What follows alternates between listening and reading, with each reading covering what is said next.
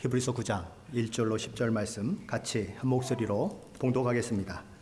첫 언약에도 섬기는 예법과 세상에 속한 성소가 있더라.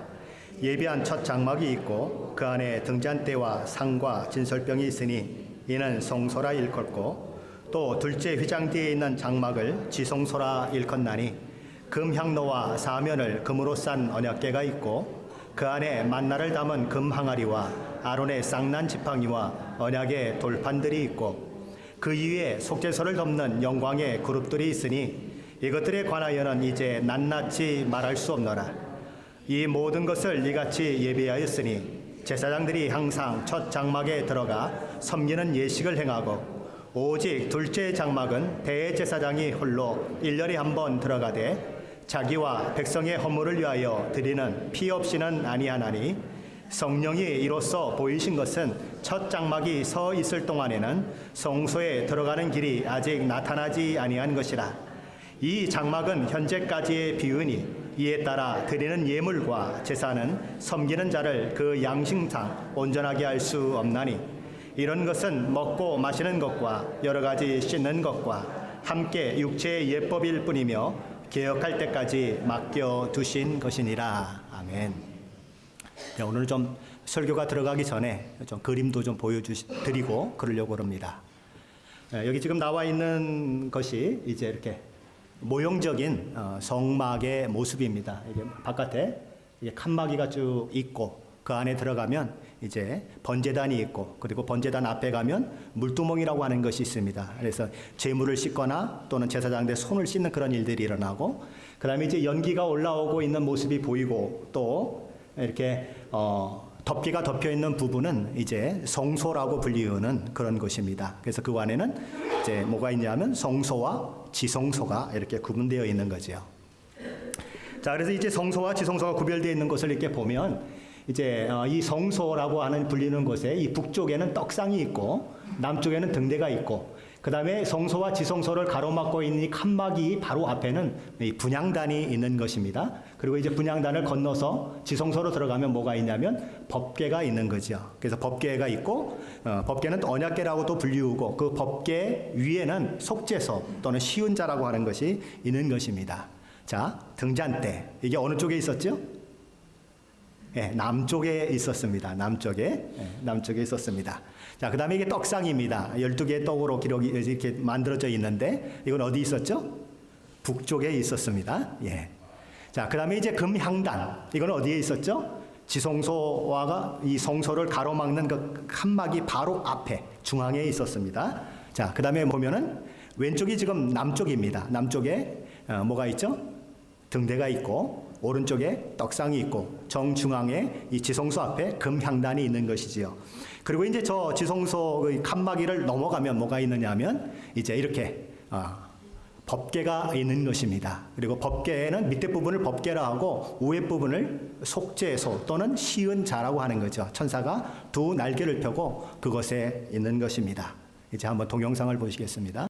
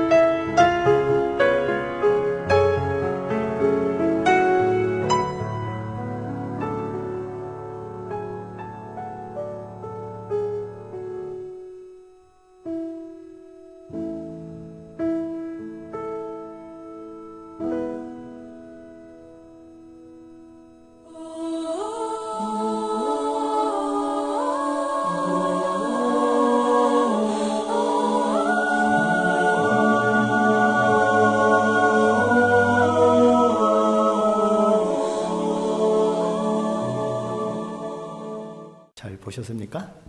예.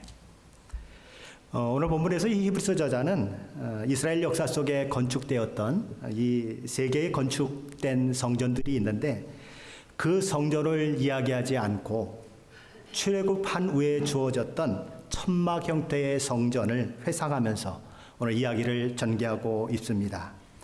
자, 앞에서 본 그림들과 동영상을 생각하시면서 제가 질문하는 것에 한번 마음속으로 답을 해보시기 바랍니다. 자, 성막은 두 부분으로 나누어져 있습니다. 무엇이죠? 지성소와 성소입니다. 지성소는 완전히 정사각형 모양으로 되어 있고 그 다음에 성소는 그 정사각형 지성소가 두 개가 모여진 것과 똑같습니다. 그러니까 직사각형이 되는 거죠. 자, 그러면 성소에 있었던 세 가지 제사 기물들이 무엇이었죠? 등잔, 또 진설병이 들어있는 상, 그 다음에 금향단이었습니다. 자, 그러면 이 제사 드리는 데 있어서 가장 중요한 장소인 지성소에 들어가서 볼 수 있는 제사 기물은 무엇이었습니까? 지성소에 있는 것, 언약궤 또는 법궤였지요. 그리고 그 법궤 위에는 이제 뚜껑처럼 덮여 있는 것이 있는 것입니다. 속죄소, 시은자라고 그러죠. 두 천사가 날개를 이렇게 펴고 있는 것 기억나시지요? 그게 속죄소고 그게 시은자인 것입니다. 자, 그러면 이 지성소에 언약궤와 속죄소 말고 다른 것도 있을까요? 있을까요? 없을까요? 예, 어떤 분은 있다고 얘기하고 어떤 분은 없다고 얘기하시는데 오늘 성경을 한번 보십시다. 히브리서 9장 4절로 5절 말씀입니다. 히브리서 9장 4절로 5절 같이 읽습니다. 시작. 금향로와 사면을 금으로 싼 언약궤가 있고 그 안에 만나를 담은 금 항아리와 아론의 쌍난 지팡이와 언약의 돌판들이 있고 그 위에 속죄소를 덮는 영광의 그룹들이 있으니 이것들에 관하여는 이제 낱낱이 말할 수 없노라. 우리 눈에는 전혀 보이지 않는데 이 언약궤 안에 세 가지가 또 있는 것입니다. 뭐죠? 만나, 또 아론의 쌍난 지팡이, 또 돌판. 무슨 돌판일까요? 십계명 돌판인 것입니다. 그런데 왜 이것들이 언약궤 안에 들어가 있는가? 우리 출애굽기 16장으로 한번 찾아가 보시겠습니다. 출애굽기 16장입니다. 창세기 출애굽기입니다. 출애굽기 16장.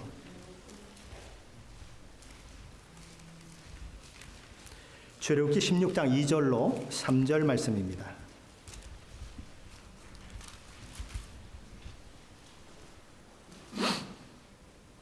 출애굽기 16장 2절로 3절, 제 성경으로는 106페이지입니다. 출애굽기 16장 2절로 3절 같이 읽습니다. 이스라엘 자손 온 회중이 그 광야에서 모세와 아론을 원망하여 이스라엘 자손이 그들에게 이르되 우리가 애굽 땅에서 고기 가마 곁에 앉아있던 때와 떡을 배물이 먹던 때에 여호와의 손에 죽었더라면 좋았을 것을 너희가 이 광야로 우리를 인도해 내어 이 온 회중이 줄여 죽게 하는도다. 이스라엘 백성들은 애굽의 노예됨으로부터 구원을 얻어 여기 광야에 지금 와 있습니다. 그런데 문제가 생겼습니다. 애굽에서 나올 때 가지고 나왔던 양식이 다 떨어져 버린 것입니다. 그래서 이스라엘 온 회중이 이 모세와 아론을 원망하게 되는 것입니다. 어떻게 원망을 하죠? 3절 말씀에 보면 이렇게 되어 있습니다. 이스라엘 자손이 그들에게 이르되 우리가 애굽 땅에서 고기 가마 곁에 앉아있던 때와 떡을 배불리 먹던 때에 여호와의 손에 죽었더라면 좋았을 것을 너희가 이 광야로 우리를 인도하여 내어 이 온 회중이 줄여 죽게 하는도다. 자, 출애굽을 해서 이렇게 광야까지 와가지고 여기서 굶어 죽는 것보다 차라리 출애굽하지 않고 애굽에서 그냥 살고 있으면서 고기도 실컷 먹고 떡도 실컷 먹고 그래서 거기서 죽는 게 더 낫지 않겠느냐 이 얘기인 것입니다. 오늘날로 말하면 이런 이야기인 것이죠. 우리는요 구원이고 뭐고 거룩이고 뭐고 신앙이고 뭐고 다 필요 없습니다. 일단 좀 먹고 살아야 될 거 아닙니까? 전들 뭐 이러고 싶어서 이런 줄 아십니까? 목구멍이 포도청이잖아요. 일단 배고프니까 먹어야 되잖아요. 목구멍이 포도청이라고 하는 얘기는 이런 이야기인 것입니다. 이런 짓을 하면 포도청에 끌려갈 수밖에 없는데 그럼에도 불구하고 먹어야 되고 살아야 되니까 나쁜 짓을 할 수밖에 없는 것. 그것이 목구멍이 포도청이라는 이야기입니다. 먹고 살기 위해서 해서는 안 되는 일을 할 수밖에 없다. 그것이 목구멍이 포도청이라는 얘기지요. 그래서 하나님 앞에 이렇게 얘기하는 겁니다. 하나님, 남들 뭐 예수 잘 믿고 싶지 않겠습니까? 하나님, 한번 저한테 하늘에서 돈벼락을 한번 내려줘 보십시오. 먹고 사는 것 걱정 없이 살 수 있게 한번 해줘 보세요. 그러면 제가 분명 믿음의 사람으로 하나님을 잘 섬길 것입니다. 그런 말인 것입니다. 외적인 것들만 다 해결해 준다고 하면 신앙생활 글쎄 잘할 수 있다니까요. 그렇게 얘기하는 거예요. 근데 정말 그럴까요? 하나님께서는 이스라엘 백성들의 이 원망 섞인 것들을 보시면서도 하늘에서 매일매일 만나를 내려주시고 고기가 먹고 싶다고 했을 때에는 메추라기에게 바람을 일으켜서 떨어지게 만들어서 메추라기의 그 고기를 실컷 먹게 만들어주시고 목이 마르다고 할 때는 반석에서 물이 솟아나게 하셔서 그 물을 먹게 하셨습니다. 한마디로 무슨 얘기입니까? 먹고 사는 것이 다 해결되었어요. 자, 그랬더니 정말 이스라엘 백성들이 잘 믿고 정말 하나님을 잘 따랐던가요? 아닌 것입니다. 먹고 사는 것이 다 해결되었는데 그래서 이스라엘 백성들이 그렇다면 더 잘 하나님을 믿고 따라야 하는데 상황은 전혀 반대로 흘러가는 것입니다. 모든 것이 해결됐는데 더 불순종하고 모든 것이 해결됐는데 하나님을 배신하고 하나님을 거역하는 길을 갔다고 하는 거지요. 우리도 이 땅을 살면서 자주 이렇게 속습니다. 내가 배가 부르면 먹고 살만하면 예수 잘 믿는다고 생각하지만 실제는 그렇지 않은 것입니다. 배고플 때 제대로 못 믿으면 배부르면 더 못 믿는 것이지요. 신명기 8장 3절은 이렇게 얘기하는 것입니다. 너를 낮추시며 너를 줄이게 하시며 또 너도 알지 못하며 내 열조도 알지 못하던 만나를 내게 먹이신 것은 사람이 떡으로만 사는 것이 아니요 여호와의 입에서 나오는 모든 말씀으로 사는 줄을 내가 알게 하려 하심이니라.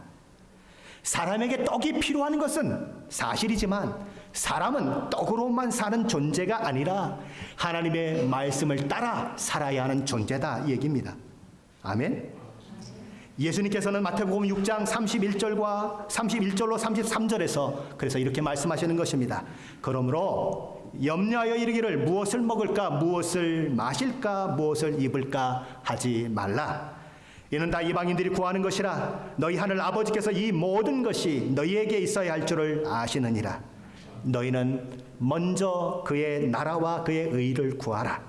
그리하면 이 모든 것을 너희에게 더하시리라. 먹고 마시고 입고 사는 것보다 먼저 하나님의 나라와 하나님의 나라의 의를 구해라. 하나님을 떠난 너의 인생의 계획들, 너의 인생의 모든 목표들, 그것은 다 부차적인 것이고 2차적인 것이다. 너의 인생에 있어서 가장 중요한 것이 무엇이냐?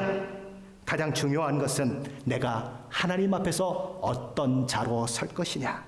그것이 가장 중요한 것이다. 그 말씀을 하고 있는 것입니다. 만나가 담긴 금 항아리는 먹을 것이 없다고 하나님도 필요 없습니다. 신앙이요 뭐고 다 필요 없습니다. 믿음이 무슨 필요가 지금 있습니까? 배고파 죽겠는데 그러는 자들에게 하나님 경고하시는 것입니다. 먼저 그 나라와 그 의를 구하는 삶을 살아라. 경고의 증거물로 그 언약궤 안에 들어가 있는 것이지요. 언약궤 안에 들어가 있는 또 다른 하나는 아론의 쌍난 지팡이입니다. 아론의 쌍난 지팡이는 왜 언약궤에 들어가 있을까요? 우리 민수기 16장으로 가보십니다. 민수기 16장입니다. 민수기 16장 1절로 3절입니다. 제 성경으로는 222페이지입니다. 민수기 16장 1절로 3절 말씀.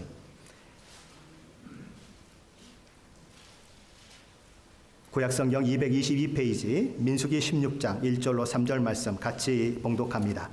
레위의 증손 고앗의 손자 이스라엘의 아들 고라와 루벤 자손 엘리압의 아들 다단과 아비람과 벨렛의 아들 온이 당을 짓고 이스라엘 자손 총회에서 택함을 받은 자 곧 회중 가운데서 이름 있는 지휘관 250명과 함께 일어나서 모세를 거스르니라. 그들이 모여서 모세와 아론을 거슬려 그들에게 이르되 너희가 분수에 지나도다. 회중이 다 각각 거룩하고 여호와께서도 그들 중에 계시거늘 너희가 어찌하여 여호와의 총회 위에 스스로 높이느냐.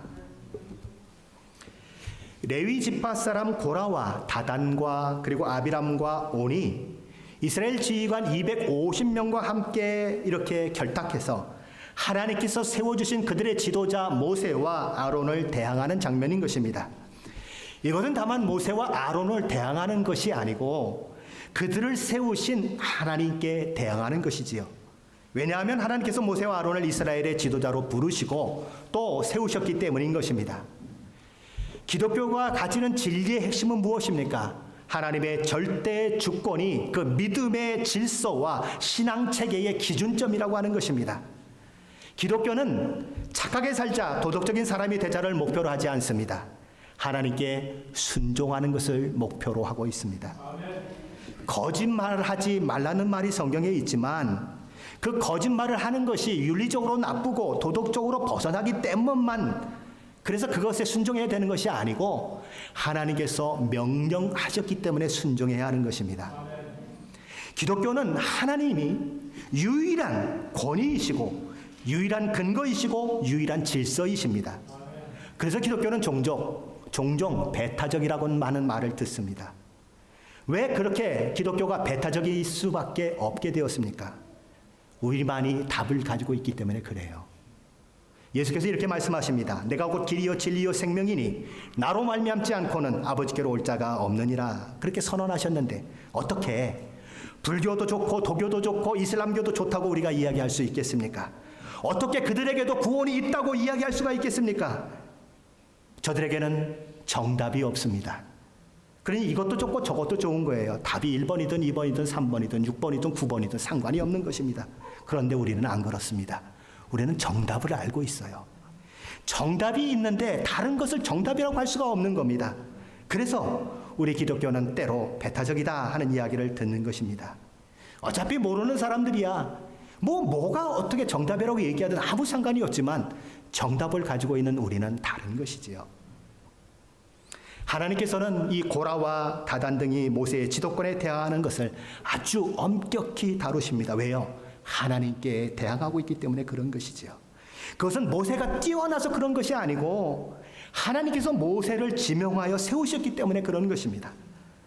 그러니 모세를 지도자로 임명한 것에 반발하고 있는 것은 결국 하나님의 권위에 대한 도전으로 하나님이 보신 것입니다.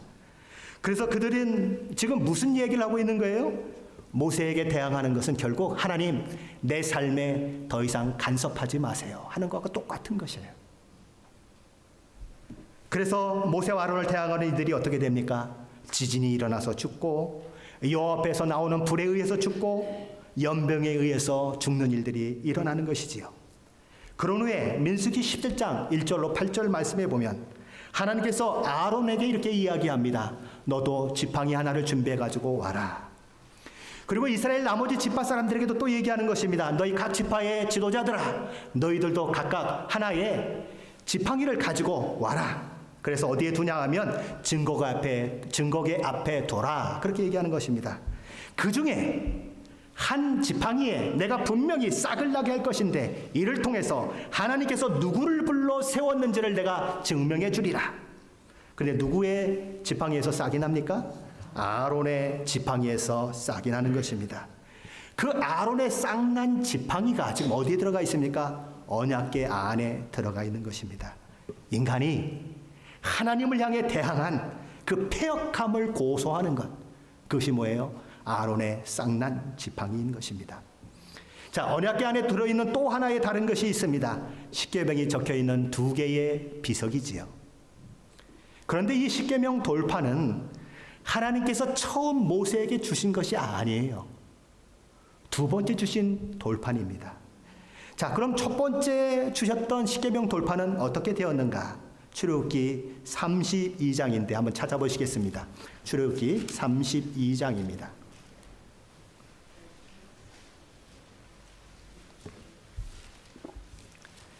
출애굽기 32장 15절로 19절 말씀입니다. 출애굽기 32장 15절로 19절 말씀입니다. 우리 찾으신 분들은 저와 같이 함께 읽어보겠습니다.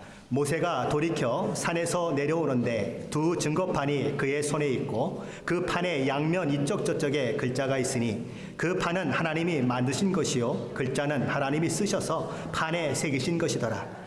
여호수아가 백성들의 요란한 소리를 듣고 모세에게 말하되 진중에서 싸우는 소리가 나나이다.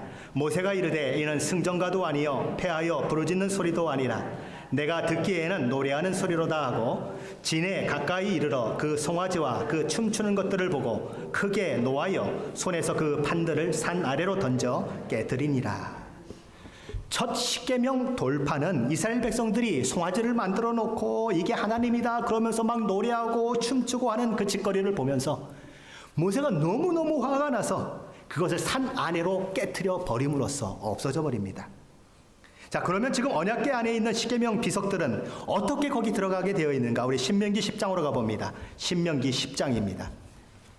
창세기, 출애굽기, 레위기, 민수기, 신명기입니다. 신명기 10장 1절로 5절입니다. 제 성경으로는 구약성경 277페이지입니다. 신명기 10장 1절로 5절 말씀입니다. 신명기 10장 1절로 5절 말씀. 우리 찾으신 분들은 저와 같이 한 목소리로 봉독합니다. 그때에 여호와께서 내게 이르시기를 너는 처음과 같은 두 돌판을 다듬어 가지고 산에 올라 내게로 나아오고 또 나무개 하나를 만들라. 내가 깨뜨린 처음 판에 쓴 말을 내가 그 판에 쓰리니 너는 그것을 그 궤에 넣으라 하시기로 내가 조각목으로 궤를 만들고 처음 것과 같은 돌판 둘을 다듬어 손에 들고 산에 오르매 여호와께서 그 총의 날에 산 위 불 가운데에서 너희에게 이르신 십계명을 처음과 같이 그 판에 쓰시고 그것을 내게 주시기로 내가 돌이켜 산에서 내려와서 여호와께서 내게 명령하신 대로 그 판을 내가 만든 궤에 넣었더니 지금까지 있느니라. 자, 여기 나오고 있는 것과 같이 언약궤 안에 있는 것은 두 번째 십계명 돌판인 것입니다. 무엇을 증거하기 위해서 거기 들어와 있습니까?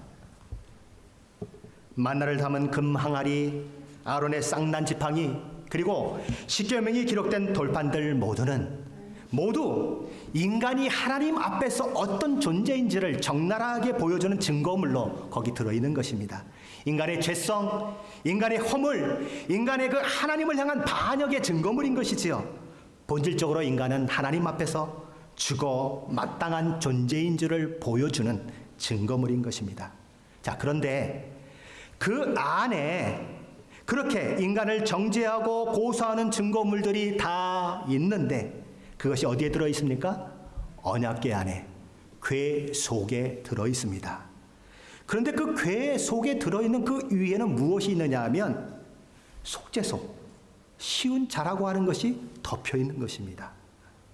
자, 오늘 본문 7절로 가보십니다. 우리 히브리서 9장 7절입니다. 히브리서 9장 7절 같이 읽습니다. 오직 둘째 장막은 대제사장이 홀로 1년에 한 번 들어가되 자기와 백성의 허물을 위하여 드리는 피 없이는 아니하나니. 대제사장은 1년에 한 번 대속죄일에 이 희생제물의 피를 가지고 들어가 속죄소 위에 뿌리고 속죄소 앞에 뿌렸습니다.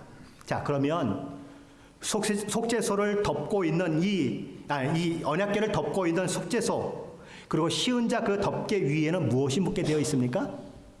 희생제물의 피가 묻게 되어 있는 것입니다. 하나님께서 속죄소, 시은자 위에서 지금 언약궤를 내려다보고 계시는 겁니다. 자, 그런데 이 희생제물의 피가 없다면 우리 하나님께서는 뭘 보게 됩니까?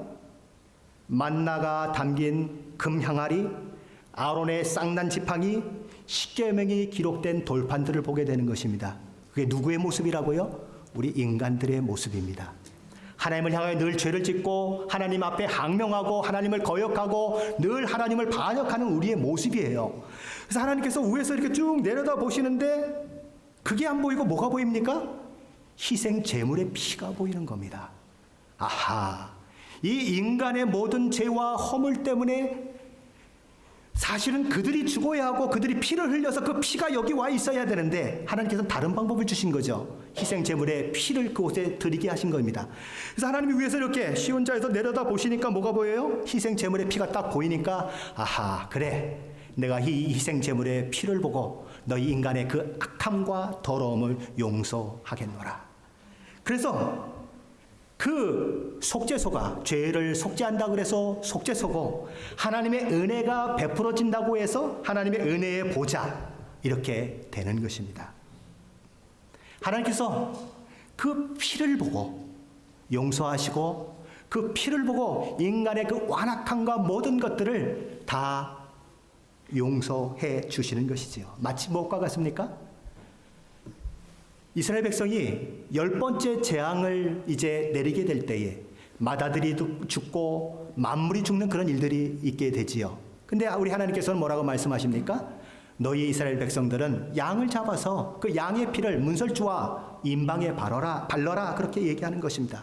그래서 이들이 믿음으로 문설주와 임방의 피를 발랐더니 이 마다들과 만물을 죽이는 천사가 막 돌아다니는데 이 천사가 딱 보니까 누가 보입니까? 피가 보이는 겁니다. 그 안에는 어떤 사람들이 있어요? 죄성을 가진 사람들, 여전히 패역한 이스라엘 백성들이 그 안에서 조마조마하고 앉아있는 겁니다. 아이고, 우리도 뭐 문제가 생기면 어떡하나, 이런 그런 믿음의 모습을 가지고 있는 거죠. 그런데 뭐가 보입니까? 천사의 눈에는 피가 보이는 거예요. 그래서 그 집은 어떻게 해요? 건너뛰는 것입니다. 근데 다른 집에 딱 가보니까 뭐가 보여요?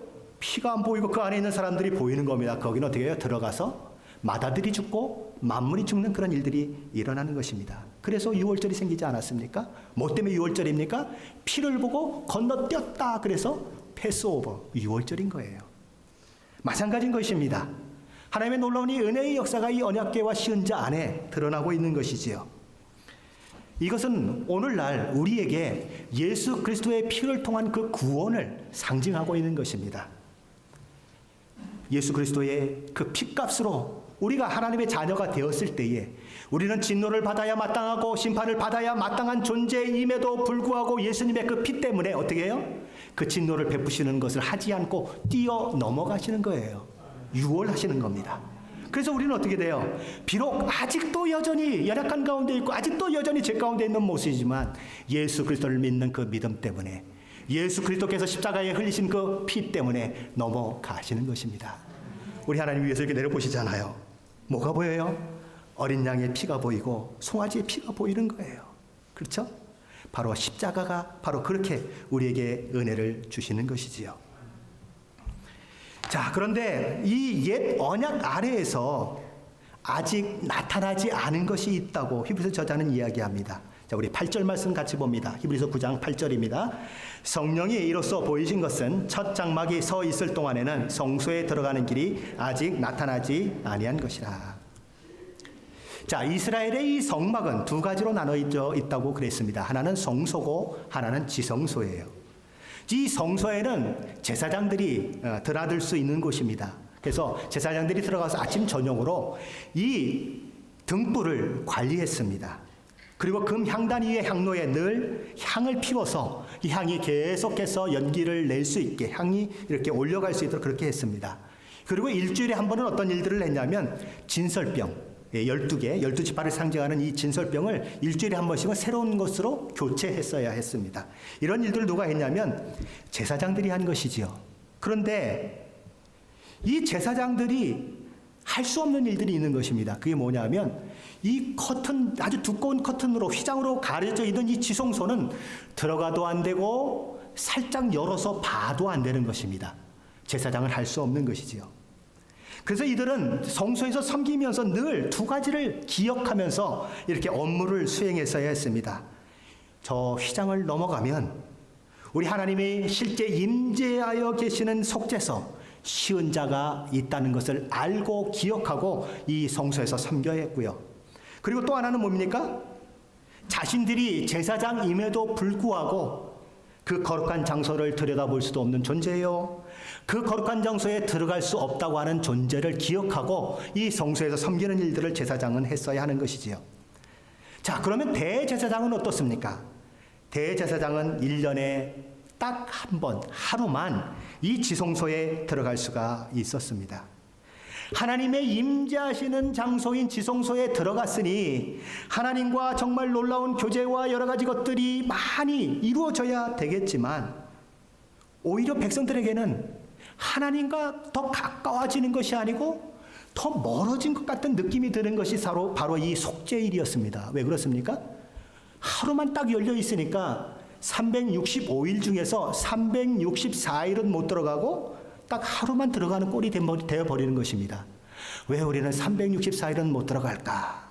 이런 마음이 드는 것이죠. 그러니까 하나님과 멀어진 시간은 364일이고 하나님과 가까워진 시간은 딱 하루밖에 없는 거죠. 그러니까 속죄일을 통해서 오히려 더 하나님과의 모든 관계가 멀어진 자신들을 보게 되는 것이 바로 속죄일인 것입니다. 오늘 8절 말씀은 그래서 이렇게 얘기하는 것입니다. 첫 장막이 서 있을 동안에는 성소에 들어가는 길이 아직 나타나지 아니했다 이야기하는 것이죠. 자, 이 말이 조금 우리가 이해하기가 조금 어려운 그런 말입니다. 그래서 이 말을 좀 이해하려면 이 8절 말씀에서 첫 장막이 무엇을 말하는지를 먼저 알아야 합니다. 첫 장막이 무엇을 말하는지 오늘 히브리서 9장 2절에 설명이 나와 있습니다. 우리 히브리서 9장 2절입니다. 같이 읽습니다. 예비한 첫 장막이 있고 그 안에 등잔대와 상과 진설병이 있으니 이는 성소라 일컫고. 자, 예비한 첫 장막이 무엇이라고 되어 있습니까? 성소라 일컫고 이렇게 되어 있어요. 맞죠? 예비한 첫 장막에 뭐가 있어요? 등잔대도 있고 상이 있고 진설병이 있는데 그것이 성소다 이렇게 얘기하는 것입니다. 자, 그런데 오늘 성경 8절은 뭐라고 얘기하냐면 예비한 첫 장막이 있고 그 안에 등잔대와 상과 진설병이 있는데 이는 성소라 일컫고 이렇게 2절에서 얘기했는데도 불구하고 첫 장막은 뭐죠? 성소입니다. 그렇죠? 2절에 지금 성소라고 얘기했잖아요. 첫 장막이. 그렇죠? 첫 장막이 서 있을 동안에는 성소에 들어가는 길이 아직 나타나지 아니하였다 이렇게 하는 겁니다. 그러면 첫 장막을 성소라고 했으니까 성소로 바꿔 읽어보면 어떻게 됩니까? 성소가 서 있을 동안에는 성소에 들어가는 일이 아직 나타나지 아니하였다. 좀 이상하지 않습니까? 이상하지요? 그렇죠? 저만 이상한가요? 참 이상하지 않습니까? 자, 여기서 성소는 어디를 가리키는 거냐 하면 지성소를 말하는 것입니다. 히브리서 저자는 지성소라고 하는 그 말 대신에 거룩한 장소라는 의미로 성소로 사용하고 있는 것입니다. 그래서 8절 말씀은 다시 얘기가 돼야 되는 거예요. 어떻게 얘기가 돼요? 첫 장막이 서 있을 동안에는 지성소에 들어가는 길이 아직 나타나지 아니한 것이라 이렇게 해야 우리가 쉽게 이해할 수 있는 것입니다. 하나님의 임재의 장소인 지성소로 나아가는 길은 아직 감춰져 있다 이렇게 얘기하는 것입니다.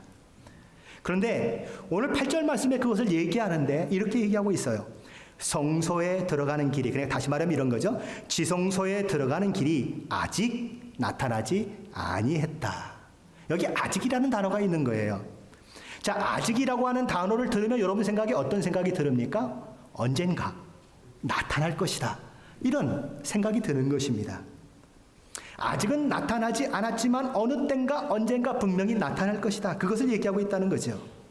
성소에서 지성소로 들어가는 길이 나타나지 않았는데 언제까지 그것이 나타나지 않았는가? 우리 마태복음 27장 가보시겠습니다. 마태복음 27장입니다. 마태복음 27장 50절로 51절 말씀입니다. 마태복음 27장 50절로 51절 말씀입니다. 같이 한 목소리로 봉독합니다. 예수께서 다시 크게 소리 지르시고 영원히 떠나시니라. 이에 성소 휘장이 위로부터 아래까지 찢어져 둘이 되고 땅이 진동하며 바위가 터지고. 자, 예수 그리스도께서 십자가에서 돌아가실 때 아마 제사장들이 이 성소에서 섬기고 있었을지도 모르는 것입니다. 그런데 막 섬기고 있는데 하고 뭐가 찢어지는 소리가 나는 거예요. 그래서 어떻게 할까요? 뭔 소리야 하고 딱 쳐다봤는데 어디를 보게 되는 겁니까? 휘장이 확 찢어졌는데 뭐가 보여요? 언약궤 법궤가 보이는 것입니다. 얼마나 놀랐을까요? 왜요? 그것을 보면 죽는 것입니다. 그런데 이들이 더욱 놀란 것은 무엇이냐면 휘장이 찢어지고 언약궤를 봤는데 내가 안 죽고 있는 겁니다. 이 놀라운 거지요. 왜요? 예수 그리스도의 십자가의 그 은혜로 완전히 성소와 지성소의 구별이 없어지고 완전히 다 이것을 열어서 하나님께 언제든지 아무 때나 나아갈 수 있는 그 길을 허락하셨기 때문에 그런 일들이 일어나는 것이지요. 성소와 지성소를 구분하던 이 휘장이 언제 활짝 열어집니까? 우리 주님께서 십자가에서 돌아가실 때, 물과 피를 흘리며 우리 죄의 빚을 완전히 갚아주셨을 때 휘장이 찢어져 지성소로 가는 길이 나타나는 것입니다. 예수 그리스도께서 십자가에서 흘리신 자기 피로 자기 육체를 찢어서 이 성소와 지성소를 가로막고 있는 이 휘장을 완전히 찢어 놓으신 것입니다. 그래서 어떻게 됩니까? 1년 중 365일 중에서 대제사장임에도 불구하고 한 번밖에 들어갈 수 없었던 그 하나님의 존재 앞에, 하나님의 그 임재 앞에 우리는 1년 365일 아니요, 1년 365일이 아니라 매 시간 매 초 어느 때든지 마음만 먹으면 언제든지 들어갈 수 있는 길이 열린 것이지요. 예수 그리스도는 어떤 분이십니까? 하나님께서 저와 여러분을 어느 때든지 만나시고 교제하시도록 길을 열어주신 분이십니다. 반대로는요, 저와 여러분이 언제든지 하나님께 나아가 하나님의 은혜를 구하고 하나님께 기도할 수 있도록 길을 열어주신 분인 것입니다. 그래서 히브리서 저자는 10절에서 이렇게 얘기하는 것입니다. 이런 것은 먹고 마시는 것과 여러 가지 씻는 것과 함께 육체의 예법일 뿐이며 개혁할 때까지 맡겨둔 것이니라. 옛 언약 가운데 있었던 이런 모든 제사 제도와 제사장에 대한 것들은 뭐냐? 개혁되기까지 그렇게 하나님께서 한정적으로 그리고 하나님께서 상징적으로 주어지신 것이다.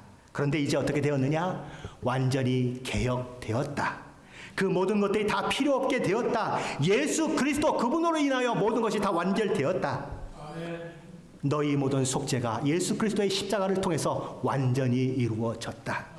1년에 한 번이 아니라 365일 매 시간 매 초 들어갈 수 있는 길이, 하나님의 은혜를 구할 수 있는 길이 너희에게 열려졌다. 그 이야기를 하는 거죠. 그래서 히브리서 10장 19절로 20절 말씀에는 이렇게 얘기하는 것입니다. 그러므로 형제들아, 우리가 예수의 피를 힘입어 성소에 들어갈 담력을 얻었나니 그 길은 우리를 위하여 휘장 가운데 열어놓으신 새로운 살 길이요, 휘장은 곧 그의 육체니라. 히브리서 저자는 지금 이 이야기들을 누구에게 하고 있습니까? 고난과 역경 가운데 있는 히브리서들을 받아보는 그 히브리서 독자들을 향해서 하고 있는 것입니다. 이들은 유대인들을, 자기 동족인 유대인들에 의해서, 또 지배 세력인 로마 세력에 의해서 늘 어려움과 역경과 핍박을 당합니다. 그래서 그 환난, 그 역경, 그 한숨, 눈물로밖에는 지낼 수 없는 그 시대를 살고 있는 것이지요. 그들에게 히브리서 저자는 용기를 주기를 원하는 것이고, 너희가 힘을 내라, 그래도 믿음을 지키고 굳건히 살아가라, 그 이야기를 하고 있는 것인데, 우리는 이런 생각이 드는 것입니다. 아니 하나님, 고난을 당하고 있으면 고난에서 좀 면제케 해주시고, 아픔을 겪고 있으면 그 아픔을 낫게 해주시고, 아니 누군가 내 믿는 사람들 것을 빼앗아 갔으면 하나님께 다시 빼앗아 주시고, 기독교인들을 어렵게 한 자가 있고 핍박한 자가 있으면 어느 날 길을 가는데 하늘에서 그냥 번개가 콱 내려가지고 그냥 죽어 자빠지게 만들어주면 그러면 얼마나 위로가 되고, 우리 예수 믿는 사람들이 얼마나 이게 그냥 가슴이 막 프라우드해가지고 가슴이 이렇게 그냥 커지지 않겠습니까? 막 어깨를 이루고 다니지 않겠습니까? 그런 얘기를 할 수 있는 것이지요. 자, 그런데 오늘 히브리서 저자는 전혀 그런 얘기를 하지 않고 지금 도대체가 맞지 않는 것 같은 이야기를 하고 있는 거예요. 뭐라고 얘기합니까? 옛 언약이 어떻고 새 언약이 어떻고, 성소가 있고 지성소가 있고, 지성소로 나아가는 길이 활짝 열렸고, 이런 사실들을 계속 얘기하면서 위로받으라고 하는 겁니다. 도대체 무엇을 가지고 위로를 받으라고 하는 거예요? 도대체 무엇을 가지고 용기를 내라고 하는 건가? 그런 생각이 우리 안에 있는 것이지요. 그러나 그렇지 않다는 것입니다. 우리의 생각보다 큰 하나님의 위로가 이 말씀 가운데 있다는 것이죠. 제가 한 가지 예를 들겠습니다. 과거 종교개혁 시대에 믿음을 지키기 위해서 핍박과 어려움을 감수하면서 순교했던 사람들이 있었습니다. 영국에서는 이들을 뭐라고 불렀냐면 청교도라고 불렀고, 스코틀랜드에서는 이들을 언약도라고 불렀습니다. 스코틀랜드 정부 당국이 이 언약도들을 가두었는데, 감옥 같은 데 가두었는데 어느 감옥에 가두었냐면 지붕이 없는 감옥에다 가두었습니다. 이 스코틀랜드의 날씨는 아주 험악합니다. 밤마다 비가 오고 춥고 그렇습니다. 그러니 지붕 없는 감옥에서 지낸다고 하는 것은 이루 헤아릴 수 없을 만큼 고통이 가해지는 것이지요. 굶주려야 하지요. 춥지요. 헐벗었지요. 그래서 그들은 지붕 없는 감옥에서 죽어가는 것입니다. 지붕 없는 감옥은 어떤 감옥이지요? 마음만 먹으면 탈출할 수 있는 감옥이에요. 그런데 그들은 탈출하지 않고 그 감옥에서, 지붕 없는 감옥에서 그냥 죽어가는 겁니다. 천정이 없는 감옥인데 비가 내리고 눈이 내리고 춥고 배고프면 인간의 본성은 도망갈 수밖에 없는데 이들은 도망가지 않고 거기서 죽어가는 거예요. 나는 예수님을 부인하느니 차라리 죽겠다는 정도가 아니고, 예수님께서 영원한 생명을 가지신 분이시고 그래서 그분을 따르면 영원한 생명을 갖게 되는데 내가 그걸 버리고 어떻게 도망칠 수 있는가? 그렇게 도망쳐서 며칠 더 산다고, 몇 년 더 산다고, 몇십 년 더 산다고, 그것이 무엇이 나은 것이 있느냐? 나에게 영원한 삶이, 영원한 생명이 보장되어 있는데 나는 그거를 놓칠 수가 없다. 나는 하루 더 사는 것보다, 수년 더 사는 것보다, 수십 년 더 사는 것보다 차라리 여기서 죽고 영혼을 택하겠노라. 그러면서 그들은 죽어간 것입니다. 생각해 보세요. 세상적인 관점으로 보면 지붕이 없는 감옥에 갇혀서 그냥 죽어가는 그들이 정말 바보고 천치지요. 그렇지 않겠습니까? 그런데 영적인 시각으로 보면 그들만큼 위대한 사람이 없는 거예요. 조금 더 살겠다고 예수를 부인하고 떠나가는 자만큼 어리석은 자가 없는 것입니다. 그들은 지금 당장 잘 사는 것보다 우리 주님의 그 놀라운 구원을 경험한 자로서, 영원한 나라를 소망한 자로서 죽어가는 길을 택했습니다. 힙소 저자가 오늘 이 귀한 말씀들을 우리에게 이야기하면서 도전하는 것이 이것입니다. 예수 안에서 저와 여러분에게 허락된 영원한 생명을 아는 자로 살아가시겠느냐? 아니면 그 언약궤 안에 들어있는 새 증거물들, 너희의 패역함과 너희의 더러움과 너희의 모든 것들을 증거하는 그 증거물처럼, 이스라엘 백성이 그렇게 행함으로 인하여 이 증거물이 언약궤 안에 들어와 있는 것처럼 그런 삶을 살아가겠느냐? 우리에게 도전하고 있는 것입니다. 두 가지 삶의 방향이 있다. 두 가지 길이 너희 앞에 있다. 비록 고난과 역경과 어려움을 만나더라도 스코틀랜드의 그 언약도들처럼 도망갈 수 있지만 나는 주님을 버리지 않을래요. 그렇게 살아갈 수 있느냐? 그렇게 믿음을 지킬 수가 있겠느냐? 내가 이 일을 위하여 십자가에서 못 박히고 너희가 도저히 지성소에 나아갈 수 없는 그런 자들이었는데 이 휘장을 확 찢어버리고 너희로 하여금 하나님 앞에 나아가게 하는 이 길을 열어주었지 않느냐? 너에게 영원한 생명을 허락하게 만들고 너희를 모으는 죄와 허물로부터 죽은 너희를 살려내는 일을 내가 하지 않았느냐? 무엇이 너에게 더 소중하냐? 무엇을 위해 너의 목숨을 던지겠느냐? 그것을 오늘 힙소 저자는 이야기하고 있는 것입니다. 스코틀랜드의 이 언약도들처럼 영원한 생명을 주신 우리 주님의 은혜를 받은 자들로서 사도 바울이 고백한 것처럼, 하나님, 그렇습니다. 나는 이제 살아도 주를 위하여 살고 하나님, 나는 이제 죽어도 주를 위하여 죽겠습니다. 이런 고백이 저와 여러분 가운데 있으시기를 예수 그리스도의 이름으로 간절히 축원합니다. 기도하십시다.